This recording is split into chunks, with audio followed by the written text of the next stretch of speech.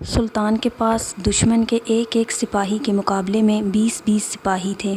قسطنطنیہ کی مشہور زمانہ دیواریں توڑنے کے لیے اس کے پاس توپیں بھی تھیں جو دیواروں کے ساتھ ان پر بیٹھے محافظوں کا بھی تیا پانچا کر سکتی تھیں۔ اس کے ساتھ ساتھ 180 بحری جہازوں کا بیڑا شہر کی بحری ناکہ بندی کے لیے بھی تھا۔ 1452 میں سلطان نے آبنائے باسفورس کے یورپی کنارے پر ایک قلعے کی تعمیر بھی شروع کر دی۔ اس قلعے کا نام رومیلی ہزار رکھا گیا۔ پرجوش نوجوان سلطان نے خود مزدوروں کے ساتھ محنت کر کے صرف 4.5 ماہ میں یہ قلعہ کھڑا کر دیا۔ قلعے میں توپیں لگا کر کوئی 400 سپاہی بھی تعینات کر دیے گئے۔ اسی قلعے کے عین سامنے باسفورس کے ایشیائی کنارے پر ایک قلعہ اندلو حصار سلطان کے پردادا بایزید اول نے پہلے ہی بنوا رکھا تھا۔ اس قلعے میں بھی توپیں اور فوج لگا دی گئی۔ اب دونوں قلعوں کے درمیان صرف آدھ میل چوڑے سمندر سے کوئی بحری جہاز تو کجا ایک کشتی بھی بغیر اجازت نہیں گزر سکتی تھی۔ قلعہ رومیلی ہزار میں ہی اوربن کی توپ نے وینس کا ایک بحری جہاز بھی ڈبو دیا تھا، جس کی کہانی ہم آپ کو پچھلی قسط میں بتا چکے ہیں، اور اسی آدھے میل چوڑے سمندر سے گزرنے کی کوشش میں وینس کے 2 اور بحری جہاز بھی پکڑے جا چکے تھے۔ یوں یہ راستہ قسطنطنیہ کی کسی بھی قسم کی مدد کے لیے بند ہو چکا تھا، جبکہ سی آف مرمرا میں پہلے ہی سلطان بحری بیڑا پہرا دے رہا تھا، سو یہ راستہ بھی بند تھا۔ سلطان کے پاس سب کچھ تھا، لیکن ایک چیز جو قسطنطنیہ کے شہنشاہ کے پاس تھی وہ نہیں تھی، اور یہی چیز قسطنطین کو سب سے بڑا بھروسہ بھی دے رہی تھی۔ بات یوں تھی کہ سخت سردی ہو یا گرمی، دونوں میں ہی قسطنطنیہ کے باہر کوئی فوج زیادہ دیر نہیں ٹھہر سکتی تھی۔ حملے کے لیے بہترین موسم بہار تھا، یعنی مارچ سے اپریل تک کا وقت، اور اس کے بعد بھی کوئی فوج زیادہ سے زیادہ 1 ماہ اور یعنی مئی تک محاصرہ قائم رکھ سکتی تھی۔ لیکن اس کے بعد سخت گرمی، پیاس اور بیماریاں اس فوج کی ایک ایسی کمر توڑنا شروع کرتی تھیں کہ محاصرہ ختم کرنا پڑتا تھا۔ یعنی اب قسطنطین صرف 3 ماہ اگر عثمانی فوج کو شہر سے باہر روک لے تو وہ جنگ جیت چکا تھا، اور قسطنطنیہ کے حفاظتی انتظامات اس لیول کے تھے کہ 3 ماہ تک کسی فوج کو باہر روکا جا سکے، جبکہ سلطان کے پاس ان 3 ماہ سے بھی کم وقت تھا، کیونکہ جتنی بڑی فوج وہ لے کر آیا تھا اس کے کھانے پینے اور رفع حاجت ہی سے ایسے مسائل ہونا تھے جنہیں جھیلنا کسی چھوٹی فوج ہی کے لیے ناممکن تھا، کجا یہ کہ لاکھوں کی بڑی فوج، وہ بھی ایسی فوج جو مختلف قبیلوں سے جمع کی ہوئی اور مختلف سرداروں کے نیچے کام کر رہی ہو۔ ان سب باتوں کو ذہن میں رکھ کر جب سلطان ایڈرین سے چلا تھا تو یہ 23 مارچ 1453 کی تاریخ اور جمعے کا دن تھا۔ سلطان نے خاص طور پر جمعے کے دن کو مبارک سمجھتے ہوئے روانگی کے لیے منتخب کیا تھا۔ سلطان گھوڑے پر سوار اس طرح آگے بڑھ رہا تھا کہ اس کے دونوں طرف گھڑ سوار سید زادے تھے، ان کے ساتھ علماء اور شیوخ کی بڑی تعداد بھی تھی۔ یہ سب لوگ بلند آواز سے کامیابی کی دعائیں مانگ رہے تھے۔ اس دور کی باقی فوجوں کے برعکس یہ فوج راستے میں آنے والے دیہات اور چھوٹے شہروں کو نقصان بھی نہیں پہنچا رہی تھی۔ سب سے آخر میں توپیں کھینچ کر لائی جا رہی تھیں۔ صرف بڑی توپ کو 60 بیل اور 200 آدمی کھینچ رہے تھے۔ یہی نہیں، ایک جدید فوج کی طرح عثمانی لشکر کے آگے بڑھنے کے راستوں کو بھی بہتر بناتے جا رہے تھے۔ فوج کے انجینئرز کی کئی ٹیمیں فوج کے مرکزی حصے کی روانگی سے پہلے ہی قسطنطنیہ کی جانب بڑھ چکی تھیں۔ یہ ٹیمیں فوج کی گزرگاہ پر راستوں اور پلوں کی مرمت کر رہی تھیں۔ توپیں گزارنے کے لیے اونچے، نیچے اور خراب راستوں کو ہموار کیا جا رہا تھا۔ جہاں راستے زیادہ خراب تھے وہاں پتھر بچھا کر پختہ سڑکیں بنا دی گئی تھیں۔ فوج کے ساتھ صرف سپاہی ہی نہیں بلکہ ہر ضروری کام کرنے کے لیے لوگ موجود تھے۔ ان میں باورچی، کارپینٹر، لوہار، موچی، لکڑہارے، درزی، گولے بنانے والے اور کلی سبھی شامل تھے۔ ادھر قسطنطنیہ میں بھی سلطانی فوج کے پہنچنے کی خبر ہو چکی تھی۔ عیسائیوں کا مذہبی تہوار ایسٹر شروع ہونے والا تھا۔ یورپ سے مدد کی ساری امیدیں دم توڑ چکی تھیں، اور اب شہر کی آرتھوڈوکس آبادی پھر سے کیتھولک چرچ کے خلاف ہو چکی تھی۔ 1 اپریل کو ایسٹر سنڈے تھا۔ قسطنطنیہ کا ہر گرجا گھر عبادت گزاروں سے کھچا کھچ بھر چکا تھا۔ عثمانی فوج کے حملے کو ناکام بنانے کی دعائیں مانگی جا رہی تھیں اور زور و شور سے گھنٹیاں بجائی جا رہی تھیں، لیکن ہیگیا صوفیہ میں کوئی دعا مانگنے والا تھا نہ شمع جلانے والا۔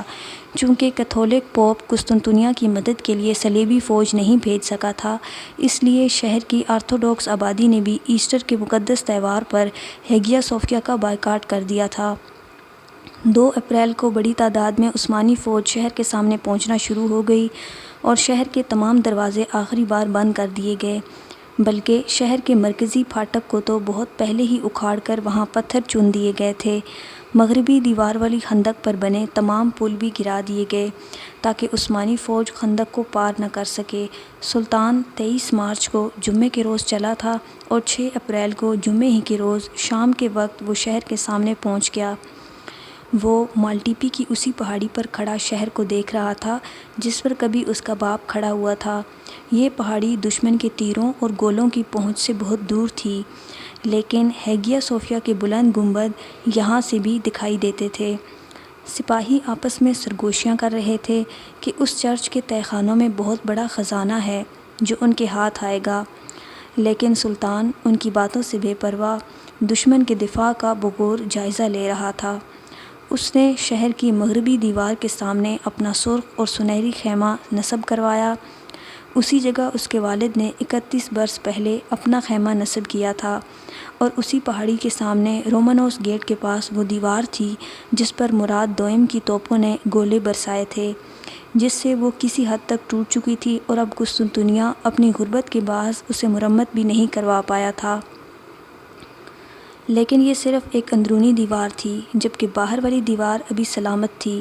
سلطان کی توپیں اگر یہ باہر والی دیوار بھی توڑ دیتیں تو اس کے بعد عثمانی فوج اور شہر کی راہ میں کوئی رکاوٹ نہیں تھی۔ یہی سوچ کر سلطان نے اس پہاڑی پر اپنا خیمہ لگوایا تھا تاکہ وہ اپنی نگرانی میں یہ اہم ترین مہم سر انجام دے سکے۔ اسی جگہ یعنی فوج کی پوزیشن کے سینٹر میں اس کے بہترین سپاہی جنیشریز، تیر انداز اور حملہ کرنے والے گھڑ سوار دستے تھے جنہوں نے مالٹیپی کی پہاڑی کو گھیر رکھا تھا۔ سلطان کے خیمے کے گرد خندق کھود کر باڑ نصب کر دی گئی اور ڈھالوں سے اضافی آڑ بھی بنا دی گئی۔ دیوار توڑنے کے لیے سلطان کے خیمے کے سامنے ہی بڑی توپ نصب ہونا تھی، لیکن وہ ابھی پہنچی ہی نہیں تھی کیونکہ وہ اتنی بھاری تھی کہ اسے کھینچنے والے باقی فوج سے پیچھے رہ گئے تھے، بلکہ باقی توپوں میں سے بھی صرف چند ہلکی توپیں ہی پہنچی تھیں۔ اناطولیہ سے آنے والی فوج کو سلطان کے دائیں ہاتھ اور یورپ سے آئی باجگزار ریاستوں کی فوج کو بائیں ہاتھ تعینات کر دیا گیا۔ قسطنطنیہ کی 4 میل لمبی حفاظتی دیوار کے 3 حصے تھے۔ سلطان نے بھی اپنی فوج کو اسی ترتیب سے کھڑا کیا۔ ان 3 حصوں میں سب سے اہم دیوار کا درمیانی حصہ تھا جو لائکس ویلی کہلاتا تھا، اور اصل میں یہی وہ حصہ تھا جس کی دیوار سب سے کمزور تھی۔ اس حصے کے دونوں کناروں پر ایک ایک گیٹ تھا۔ سلطان کے خیمے کے دائیں ہاتھ پر جو گیٹ تھا وہ سینٹ رومانوس گیٹ بھی کہلاتا تھا، جبکہ بائیں ہاتھ والا گیٹ ہیڈریا نوپل تھا۔ دیوار لائکس ویلی کے بالکل سامنے سلطان نے اپنی نگرانی میں 50,000 سپاہی تعینات کیے تھے، جن میں 12,000 جنیشریز بھی شامل تھے۔ سلطان کے دائیں ہاتھ یعنی سینٹ رومانوس گیٹ سے آگے مرمرا کے سمندر تک مزید 50,000 فوج تعینات تھی۔ یہ اناطولیہ سے آئی ہوئی مسلمان پیدل فوج تھی۔ یہ تربیت یافتہ، بہترین ہتھیاروں اور ذرائع بختروں سے لیس سپاہی تھے۔ جب سلطان کے بائیں ہاتھ یعنی ہیڈریا نوپل گیٹ سے لے کر گولڈن ہارن تک کوئی 1,00,000 فوج تعینات تھی۔ یہ انتہائی غیر منظم اور کم تربیت یافتہ سپاہی تھے جنہیں باشی بزوکس کہا جاتا تھا۔ ان میں یورپ سے آئی ہوئی عیسائی فوج بھی شامل تھی۔ عثمانی فوج کے بالکل آگے شہر کی حفاظتی دیوار سے 250 گز کے فاصلے پر ترک انجینئرز نے ایک خندق کھود رکھی تھی۔ اس خندق کے پیچھے ایک چھوٹی سی دیوار بنا دی گئی تھی جس کے پیچھے گڑھے کھود کر ان میں توپیں فٹ کی جا چکی تھیں۔ بڑی توپ کو سلطان کے خیمے کے بالکل سامنے نصب کیا گیا تھا، جہاں سے وہ حفاظتی دیوار کے سب سے کمزور حصے کو بآسانی نشانہ بنا سکتی تھی۔ سلطانی فوج کے مقابلے میں قسطنطین نے اپنی تقریباً پوری ہی فوج یعنی 9,000 سپاہی 4 میل لمبی مغربی دیوار پر پھیلا دیے تھے۔ سلطان کی 69 یا 70 توپوں کے مقابلے میں قسطنطین کے پاس صرف 15 توپیں تھیں۔ اس پر مزید یہ کہ دیواریں کمزور ہو چکی تھیں اور ان پر رکھ کر اگر توپیں چلائی جاتیں تو جھٹکوں سے دیواریں ٹوٹ سکتی تھیں۔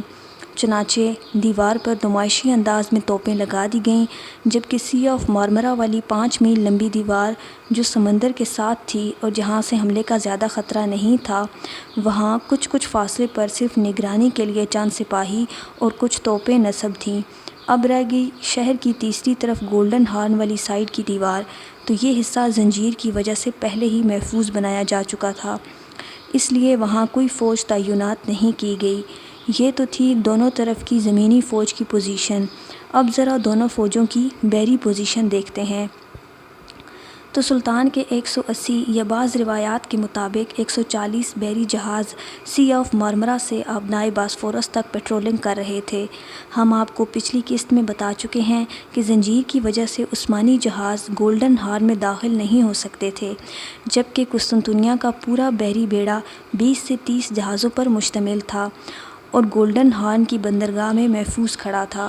لیکن اب اس کے امتحان کا وقت آن پہنچا تھا، کیونکہ 7 اپریل کو کیل کانٹے سے لیس عثمانی فوج انہیں چاروں طرف سے گھیر چکی تھی۔ چھوٹی چھوٹی چند جھڑپیں بھی ہو چکی تھیں، لیکن یہ صرف ایک ٹریلر تھا۔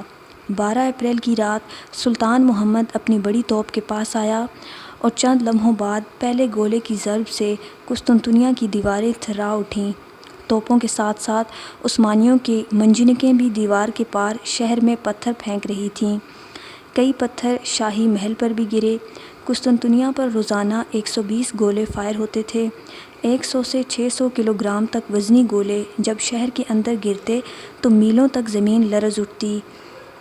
جواب میں دیوار کے محافظوں نے بھی اپنی توپیں چلانے کا فیصلہ کیا، لیکن ہوا یہ کہ ان کی سب سے بڑی توپ فائر کرتے ہوئے پھٹ گئی۔ وجہ یہ تھی کہ توپیں چلانے کے لیے اچھے ماہرین اور مناسب بارود موجود ہی نہیں تھا۔ بہرحال رومیوں نے تحفظ تو کسی صورت کرنا تھا۔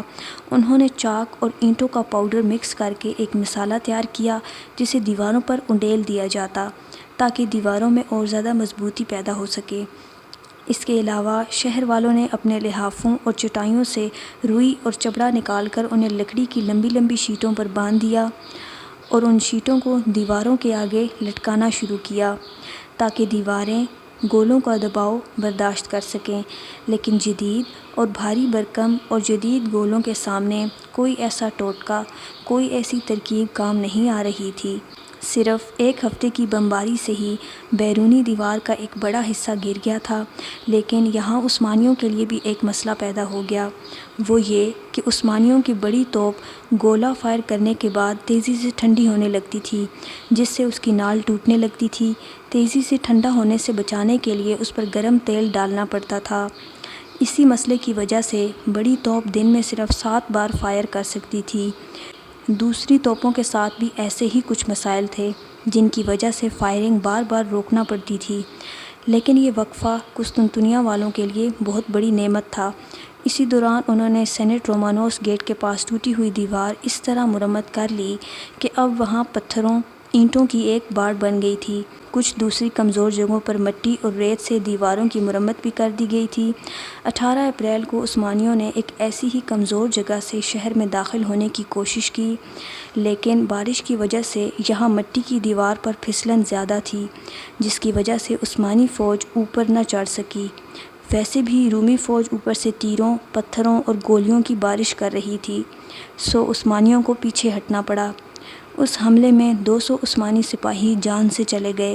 ایک طرف جہاں شہر میں داخل ہونے اور گیٹ کھولنے کی یہ کوشش ناکام رہی، وہیں عثمانی فوج کے ساتھ ایک اور ٹریجڈی بھی ہو گئی۔ ابھی جنگ کے ابتدائی دن تھے کہ سلطان محمد کی امیدوں کا مرکز اور سب سے بڑی توپ فائر کرتے ہوئے ایک خوفناک دھماکے سے پھٹ گئی۔ نہ صرف توپ پھٹی بلکہ اسے چلانے والے اس کے ارد گرد کھڑے ماہر توپ ساز اور سپاہی بھی مارے گئے۔ ان مارے جانے والوں میں سے ایک اوربن بھی تھا جس نے یہ توپ بنائی تھی۔ یہ بہت بڑا نقصان تھا، ناقابل تلافی نقصان، لیکن یہاں نئی بڑی توپ بنانے کا وقت بہرحال نہیں تھا۔ چنانچہ دیسی حل نکالا گیا کہ توپ کی ٹوٹی ہوئی نال کو جوڑ کر اس پر لوہے کے بڑے بڑے رنگز چڑھا دیے گئے۔ یہ جگاڑ عارضی طور پر کام کر گیا اور توپ نے فائرنگ شروع کر دی، لیکن کچھ عرصے بعد یہ پھر ٹوٹ گئی۔ سلطان کو بہت غصہ آیا، لیکن ظاہر ہے غصہ برونز کی ٹوٹی نال کو جوڑ تو نہیں سکتا تھا، سو بیکار تھا۔ سلطان کو عقل ہی لڑانا تھی، اور وہ اور اس کے ساتھی عقل لڑاتے رہے اور کسی نہ کسی طرح بڑی توپ کچھ دیر کے لیے فائر کے قابل بناتے رہے۔ لیکن ٹھہریے، ابھی ایک سپر دھچکا اور بھی تھا۔ ہم آپ کو پچھلی قسط میں بتا چکے ہیں کہ سلطان نے یورپی طاقتوں ہنگری اور وینس سمیت کئی ملکوں سے صلح کر لی تھی یا معاہدے کر لیے تھے، لیکن جب سلطان ان طاقتوں سے بے فکر ہو کر قسطنطنیہ کا محاصرہ شروع کر چکا تھا تو اچانک ایک یورپین امپائر ہنگری نے عثمانیوں سے امن کا معاہدہ توڑ دیا۔